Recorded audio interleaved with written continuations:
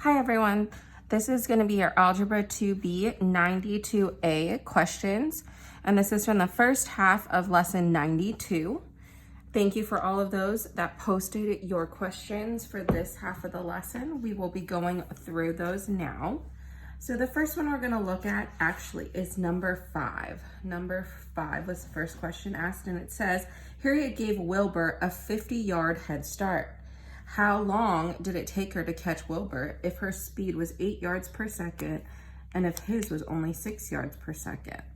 Okay, so this is number 5, and it says that Harriet gave Wilbur a 50-yard head start. So if this is the starting line, Wilbur is actually going to start out here.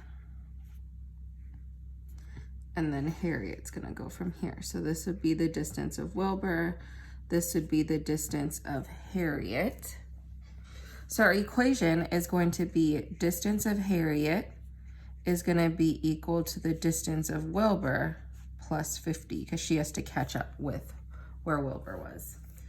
It says how long, so we're looking for time. If we know that the rate of Wilbur, how long would it take her to catch Wilbur? If her speed, so Harriet, the rate of Harriet is 8 yards per second, and the rate of Wilbur was only 6 yards per second.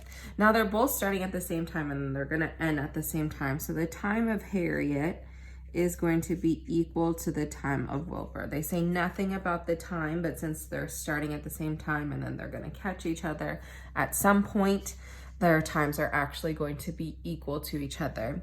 We know that the equation for distance is rate times time. So I actually have RHTH equals RWTW plus 50. Now I know what RH is, it's 8. I'm gonna leave TH as just T. I'm gonna change TH to TW. I'm gonna change RW to 6 and leave TW as is, and that's gonna be plus 50. Now, if I bring the 6TW to the other side, I'm going to subtract it from the other side. And that will leave me with 2TW is equal to 50. So now after dividing both sides by 2, we have that the time is going to be equal to 25. And that would be your answer. And it's 25 seconds.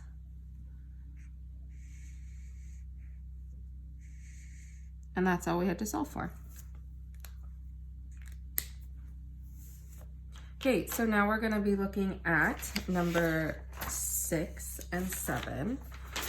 So for number 6, we are given this equation here, y is greater than or equal to x plus 1. Now, the first thing I see is that y is greater than. So that means I'm gonna shade everything above. Also, because there's an equal sign, this is gonna be a solid line. My second one is also greater than, so this is also going to be shade everything above. And then because there's no equal sign, it's going to be a dotted line. But now we're going to graph this. So this one is crossing the y-axis at positive 1, and the slope is 1 over 1. So positive 1 over positive 1, positive 1 over positive 1. Now again, this is gonna be a solid line through both of those points. Now for the second one, we're going to start at -1, because this is where it's crossing the y-axis at -1, and the slope is -4 over 5. So down 4, 1, 2, 3, 4 over 5 should be all the way over here. You could have also gone up 4, 1, 2, 3, 4, and to the left 5. That would have also worked. And then you're going to need to connect these with a dotted line.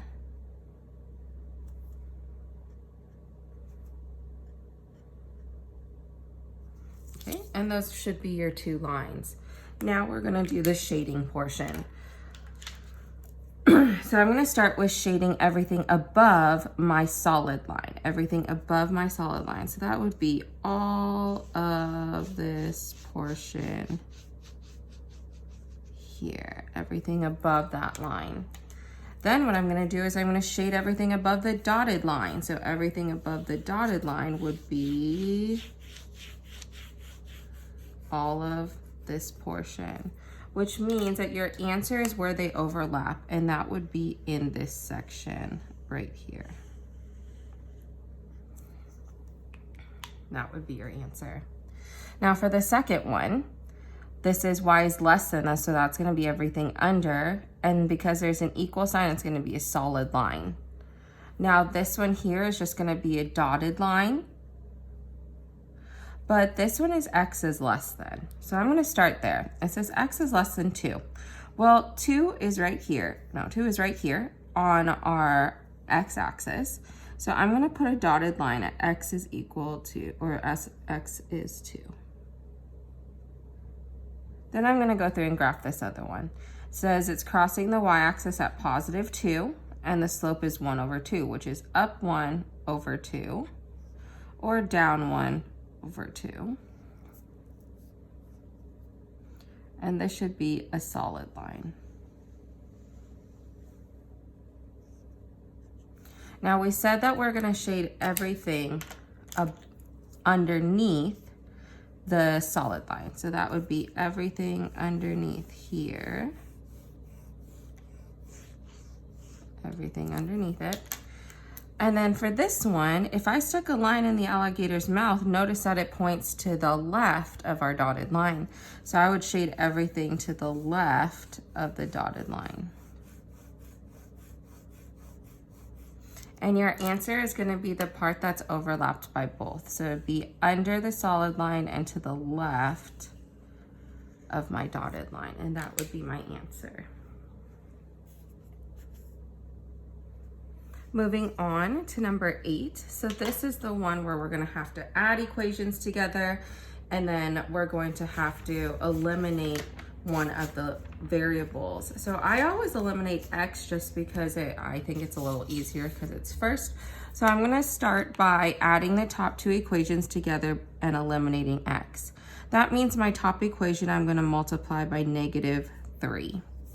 Now the top equation is going to become -3x minus 3y minus 3z is equal to -18. My middle equation is going to stay the same at 3x minus y plus z is equal to 8. Now when I add these together, my x's are going to cancel out. And then when I add the 2 equations together, I would have -4y minus 2z is equal to -10. Now I need to add the bottom 2 equations. I'm also going to eliminate x, which means I'm going to multiply the bottom equation by -3. Middle equation is going to stay exactly the same. So I have 3x minus y plus z is equal to 8. My middle equation is going to turn into -3x plus 6y minus 3z is equal to 0. Now when I add those together, the x's are going to cancel out. And when I add the y's together, I get 5y minus 2z is equal to 8. Now I'm looking at these 2 equations here. I can either do substitution or elimination.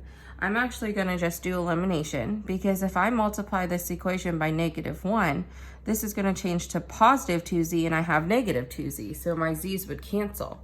So I'm going to multiply this equation by -1, leaving this equation as is. When I do that, I would get positive 4y plus 2z equals positive 10, and I'm adding that to this equation, which is 5y minus 2z is equal to 8.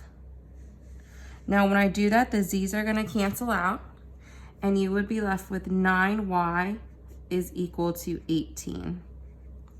Now when you divide both sides by 9, that does come out evenly, so y is going to be equal to 2.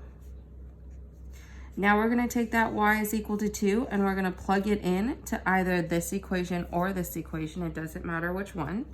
I'm going to choose to plug it into this left one. So that would be 5 times 2 minus 2z equals 8. Well, I know that 5 times 2 is 10. So when I move it to the other side, I'm going to subtract 10, which would give me negative 2z is equal to negative 2. And then when you divide by negative 2, you get z is equal to 1. Now your last step is to solve for x. So if we're solving for x, we can take these y and z and plug it into any one of these equations to solve for x. I'm going to choose to just plug it into the top equation because there's no coefficients for x, y, and z, so it should make it a little easier. That means I have x plus 2 plus 1 equals 6. Now 2 plus 1 gives me 3, so when I move that to the other side, I'm going to subtract 3, which will give me that x is equal to 3. So this heavily depends on you knowing how to use elimination for this problem, for number 8. Now moving on, we're going to look at number 9. So for number 9, what we're going to do first is for this bottom equation, we're going to solve for either x or y. I'm going to choose to solve for y. So if I get y by itself, I would move the x to the other side by subtracting x, which would give me 4 minus x. Now I'm going to take that and plug it into my top equation.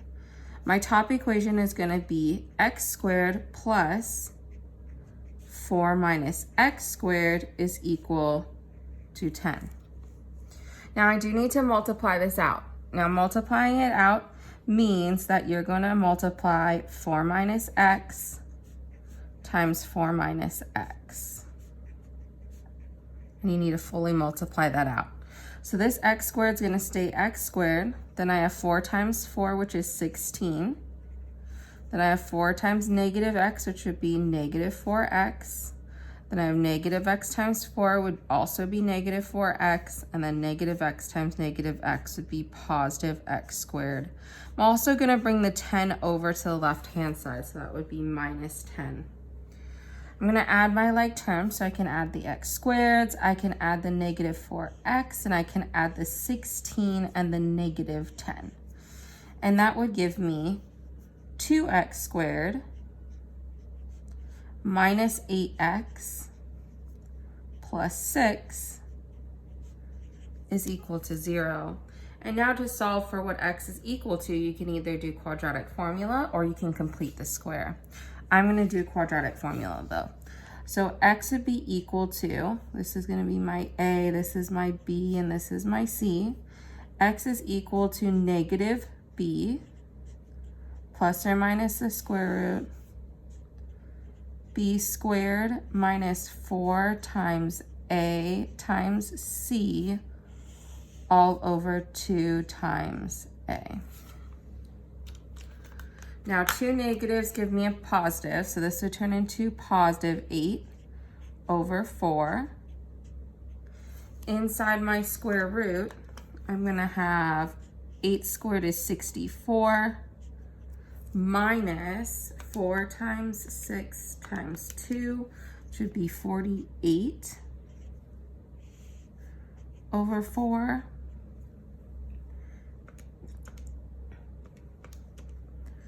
Which means that we have 8 over 4 plus or minus the square root of 16 over 4. And that's actually going to give us a whole number because 8 divided by 4 is 2. Square root of 16 is 4, and 4 over 4 is 1, which means that my answer for x is 2 different answers. X is going to be equal to 2 plus 1, which is equal to 3. Or x is going to be equal to 2 minus 1, which is equal to 1. So I actually have 2 answers for x.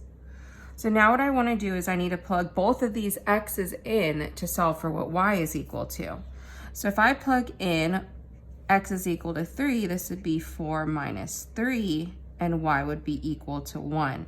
Now remember, I plugged in 3, and my answer for y was 1. So that's going to be one of my answers. Now for my second one, I have x is equal to 1. So when I plug that in, it would be 4 minus 1.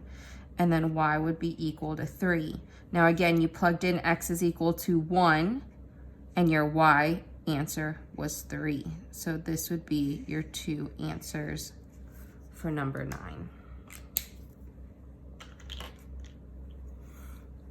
Now moving on to number 10, what you need to do first is you're going to split up this inequality. So I have -4 is less than or equal to x minus 2, and then I have x minus 2 is less than 2. When you see reals, remember this is going to be a point with an arrow. It's not going to be dots. And now what we're going to do is solve for x. For this first one over here, I'm going to add 2 to the other side. And when I add 2 to -4, that gives me -2 is less than or equal to x. Remember that we always want x to be on the left-hand side. So when we flip this, we're actually just going to mirror it. So it's going to be x is greater than or equal to -2. We flip everything. Then I'm going to solve for x on this side by adding 2 to the other side, which would give me x is less than 4. And now I'm going to draw my number line. So I have -4, then -3, -2, -1, 0, 2. So on my number line, on x is greater than or equal to -2, I'm actually going to fill that point in because it can be equal to -2. On +4 though, it's going to be open because it can't be equal to 4. Now if I draw lines in my alligator's mouth, notice how those 2 arrows are pointing towards each other.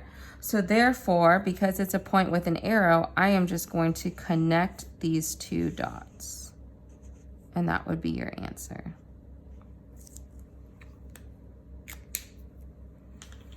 Now moving on to number 11. This one, the domain is integer, so this is actually just going to be dots that we're going to fill in, not going to be a point with an arrow. The first thing I see is that this inequality is crossed out, which means that I not only need to flip the inequality, but because there's no equal sign, I'm going to add an equal sign in, which means that x minus 1 is going to be greater than or equal to 2. Now solving for x, I'm going to add 1 to the other side. So I have x is greater than or equal to +3.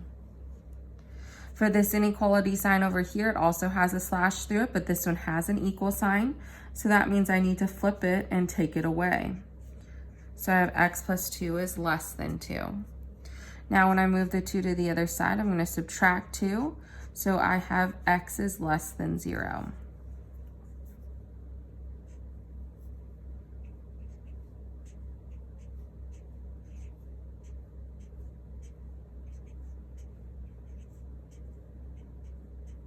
Now I'm going to create my number line. And on 3, it says x is greater than or equal to 3. So I am going to have a dot filled in on 3. But on 0, it's strictly less than 0. So that's going to actually be open. Now, when I'm looking at x is greater than or equal to 3, if I stick a line in the alligator's mouth, notice it points to the right. So that means I'm going to fill in all the dots to the right of +3. And for 0, when I stick the line in the alligator's mouth, that points to the left of 0. That means I'm going to fill in all the points to the left of 0. And that would be your answer. And now moving on to number 12. For number 12, the first thing that I'm going to do is I'm going to distribute this 2 into the exponent. I also need to bring everything from the denominator up to the numerator. So first distribution, this would be y to the 2a plus 4, and then x to the 2b over 3. When I bring this x to the b up to the top, it's going to become negative, and when I bring the y to the negative a up to the top, it becomes positive. Now I want to add all the y's, add all the x's together. Remember that when you're combining, you add the exponents together. So for my exponent of y, I'm going to have 2a plus 4 plus a. For my exponent of x, I'm going to have 2b over 3 minus b. Now I can combine the a's and the exponent of y, and I can combine the exponent in x if I make a common denominator. So I'm going to combine that first. So it would be 2b over 3 minus 3b over 3. So now my answer would be negative b over 3. For y, I'm just adding the a's together. So 2a plus a would give me 3a, and then I would add 4 to that.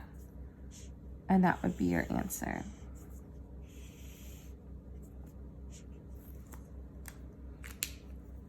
And then for number 13, the first thing you're gonna do is you're gonna start in your lowest fraction, which would be right here. I'm gonna add the 1 over x plus y by making a common denominator. That common denominator is going to be x. I don't need to multiply this 1 by x because it already has a denominator of x. Everything else is going to stay the same. And that would become 1 plus xy over x. Now to get rid of this complex fraction right here, I'm going to end up multiplying the denominator by what the numerator is. This is going to stay in your denominator, and that would give me x over y plus xy over 1 plus xy. Now again, you're adding the fractions that are in the denominator. So these fractions right here, we're trying to add together. In order to add them, you have to have a common denominator. This one already has a denominator of 1 plus xy, so I just need to multiply this one by 1 plus xy. The top is going to stay the same, the x stays the same, but I end up multiplying my y by 1 plus xy. My second numerator stays the same at xy because I don't need to multiply it by anything, and that's 1 over xy. Now, just like on this one, to get rid of the complex fraction, you multiply the denominator by the numerator, and you can distribute that. So x times 1 plus xy. X times 1 is x. X times xy would be x squared y over, and you can distribute this y as well. Y times 1 is y. Y times xy would be xy squared, and that would be plus xy. And that would be your answer. Okay, and that concludes your questions on lesson 91A.